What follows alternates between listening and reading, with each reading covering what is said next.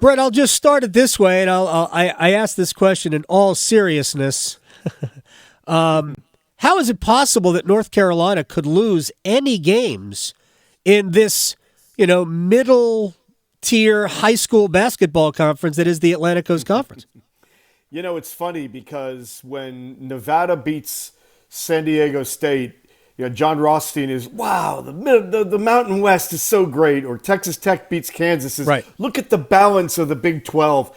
And then a team like Pittsburgh goes into Virginia, and you mentioned it, and Pittsburgh got off to a 1-5 start in the ACC. But you have to remember, they're playing 2 freshmen in their starting lineup. And this is the time of year where freshmen start to kind of figure it out. And right. Pittsburgh is really a very good team and is starting to show it. I mean, they're 7-5 in the ACC now, I think, or 7-6. So 7-6. Yeah. Listen, the ACC is not as bad as everyone out there.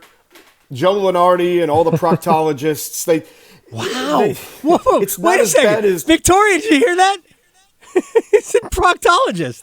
That's awesome. I wish I could, hold on, Adam. I wish I could claim credit for that. Okay. But that was a Steve Forbes line. But I loved it, so I got to use it. No, it's good. Why not? I mean, But the point is that this conference is better than it's being given credit for. Of course it is. Even Louisville down at the bottom is better.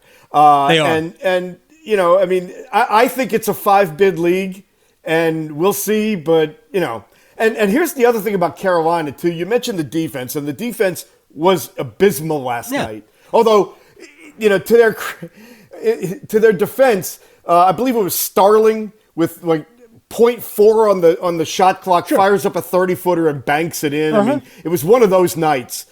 But to me, the thing that concerns me most about Carolina is the fact that they still haven't figured out how to attack a zone defense.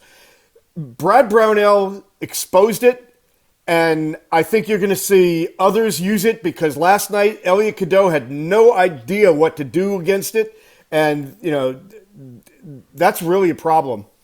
Well, I think North Carolina in the past has been pretty good about getting the ball inside any zone defense and attacking it from the inside.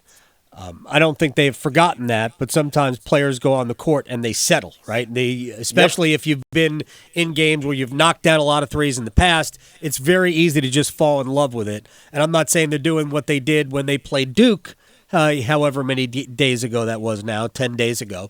Seems like about a year ago. Right, when they shot the ball really well. But look, I've been saying this about North Carolina. They've got one guy I know I trust to shoot the ball from the perimeter. That's R.J. Davis. And they have 2 other players that when it's their night, they can be great. And when it's not their night, they can be bad. And that's Harrison Ingram and Cormac Ryan. We've seen Harrison go, 1 for 7 or something. And we've seen Ryan, for much of the first half of the year, he was shooting under 30% from 3. So sometimes it is a little bit about rhythms. But offense is not their thing. I think they're capable offensively, but it's really on the defensive end where I think they have the biggest impact. So when that goes away, it just opens the door for other things to happen. How do we go about fighting the fight? Because I Hubert mentioned it last night, but he mentioned it sort of in passing. When he said last night, he was trying to explain the loss. He goes, look, it's the best league in college basketball. Well, it isn't, but it's not what people are trashing it with, right? It's not worse than the Mountain West. That's so dumb. It doesn't even merit a real response. Better than the Big Ten.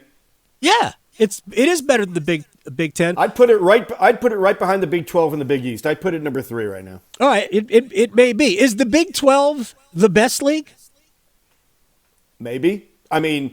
If you go by the net, yeah. But we can't. That's my biggest problem. You can't. Yeah. I've been screaming about this. I know people are sick and tired of hearing about this, but the longer we speak about it, maybe people will hear it. The Big 12 gamed the system. Yeah, they beat up on Colorado School of the Mines and Morehead State, and, right. Colorado Mesa, and it's yeah. The system either has to change or basically use the net as a diagnostic and not as the be all end all. I got this question on Twitter. Brett Friedlander, ACC Saturday Road ACC columnist, getting everything mixed up today. I'm old. The fact that they said a long time ago that the net is not a catch-all. It's not the most important thing. But here's the problem: they don't use it to select teams, but they do use the metric to rate teams. They use what you did against Quad 1. I love Gary Parrish from CBS. And Gary came on here 2 weeks ago, and we were talking about the league, and he goes, well, this school is 5-5 in Quad 1 games. And I'm like, okay, this is what the problem is. Because let's look at the Quad 1 games that some of these teams have played or have won. Or, Iowa State, there's a bunch of teams in the Big 12 that played nobody outside the league and have 3 Quad 1 wins.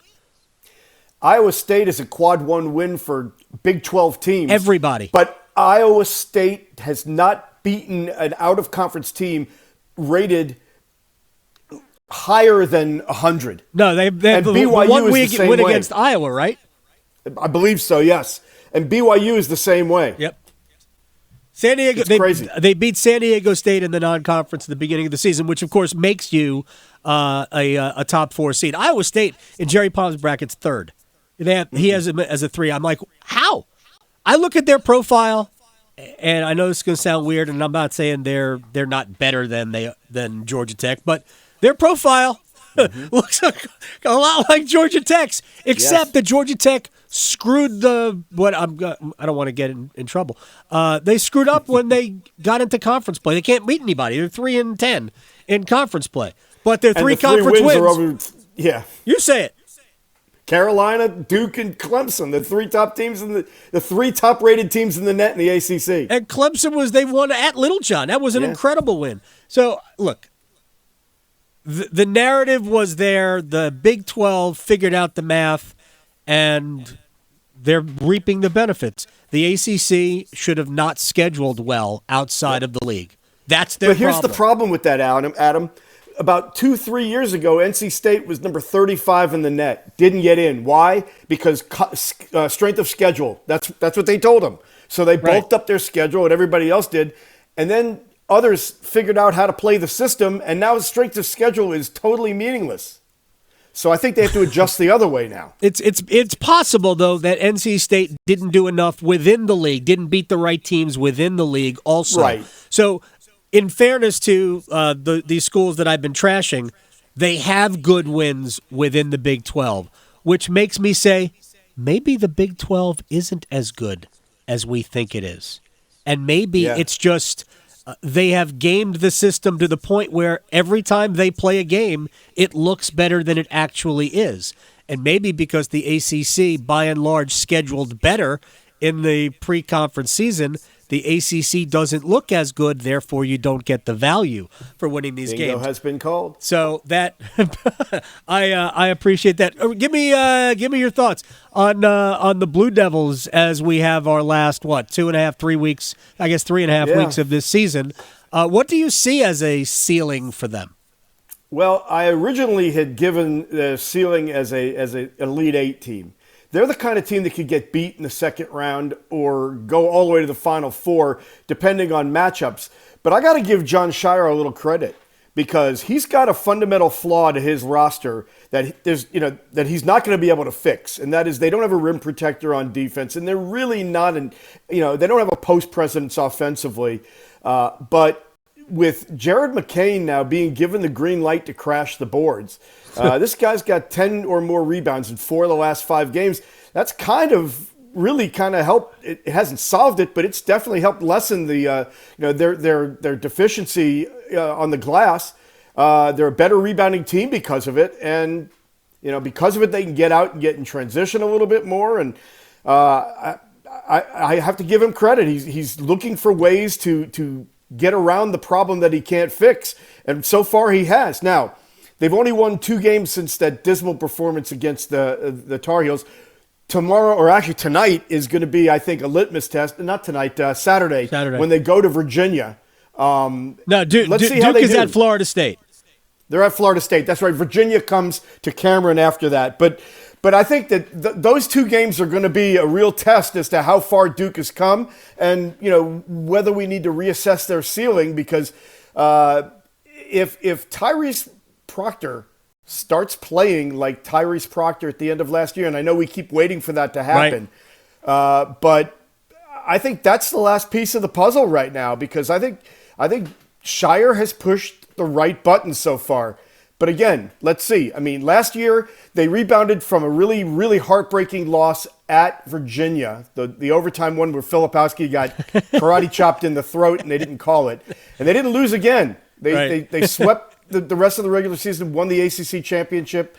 Well, the UNC loss is kind of very similar. So let's see if they rebound, respond, and do the same, because I think the possibility is there. Filipowski got clocked in both games in the Commonwealth. Yes. They lost the UVA game. I believe they won. No, they didn't. They lost both games. They lost Virginia Tech and UVA. They avenged the loss in Blacksburg this year with a win. I agree. I think Tyrese Proctor is the key for them to go to another level, and they need to get out and run. They need to push the tempo a little bit, and they need to make it an all-court game if they can do that, because they are going to play 3 and 4 guards, and Mitchell is an athlete. Adam, and you do that by getting stops and rebounding, and that's been a problem, but it hasn't the last 4 or 5 games. Yeah, well, it's because the league is trash, Brett. What are we doing? It really is like playing a bunch of JV teams. So, yes, that Duke is Duke. Brett Friedlander at BFriedACC on Twitter, ACC columnist, SaturdayRoad.com. Thank you very much, man. I'll talk to you later. Always a pleasure. You got it. Adam. Thank you.